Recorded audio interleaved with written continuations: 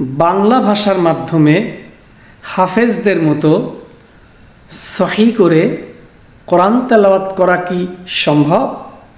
হ্যাঁ, সম্ভব। আমি হাফেজ ফয়েজ আহমদ বলছি।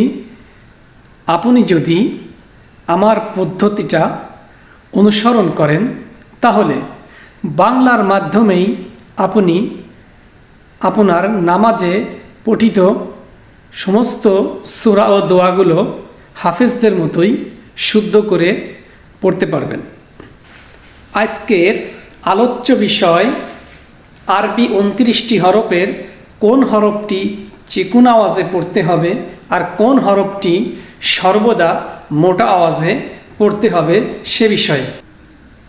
চলুন তাহলে বাংলার মাধ্যমে নিয়মটি জেনে নেই, কোন হরফটি মোটা আওয়াজে পড়তে হবে আর কোন হরফটি চিকুন আওয়াজে পড়তে হবে। নিয়মটি হলো আরবি 29টি হরফের বাংলা বানানের প্রথম বর্ণ অথবা একমাত্র বর্ণ অথবা একমাত্র বর্ণের সাথে যদি কোনো প্রকার কার চিহ্ন না থাকে, যেমন আকার, একার, রস্যিকার, হ্রস্বকার, দীর্ঘকার ইত্যাদি কোনো প্রকারের কার চিহ্ন যদি না থাকে তাহলেই ওই হরফটি মোটা আওয়াজ করে পড়তে হবে। যেমন একমাত্র বর্ণ ত, কোনো প্রকারের কার চিহ্ন নেই, মোটা আওয়াজ হবে প। প্রথম বর্ণ দ, কোনো প্রকারের কার চিহ্ন এর সাথে, প্রথম বর্ণের সাথে কোনো প্রকারের কার চিহ্ন নেই, মোটা আওয়াজে পড়তে হবে বদে। একইভাবে সবকে বানান করেছি বাংলায়।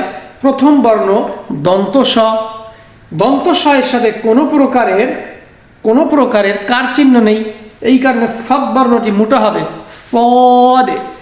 একইভাবে কফকে বাংলা বানান করেছি, প্রথম বর্ণ ক হয়েছে, একদম নিরেট একটি বর্ণ আছে, কয়ের সাথে কোনো প্রকারের কার চিহ্ন নেই, এই জন্য কফ বর্ণটি মোটা আওয়াজ হবে। অন দি আদার হ্যান্ড, অন্যদিকে আরবি 29টি হরফের বাংলা বানানের প্রথম বর্ণের সাথে অথবা একমাত্র বর্ণের সাথে যদি কোনো প্রকার কার চিহ্ন আসে তাহলে সেই হরফটি চিকুন আওয়াজ করে পড়তে হবে। যেমন আলিফ, অয়ের সাথে আকার আসছে, চিকুন আওয়াজ হবে। বায়ের সাথে ব, আকার আসছে, বয়াকারে বা আকার আসছে, চিকুন আওয়াজ হবে।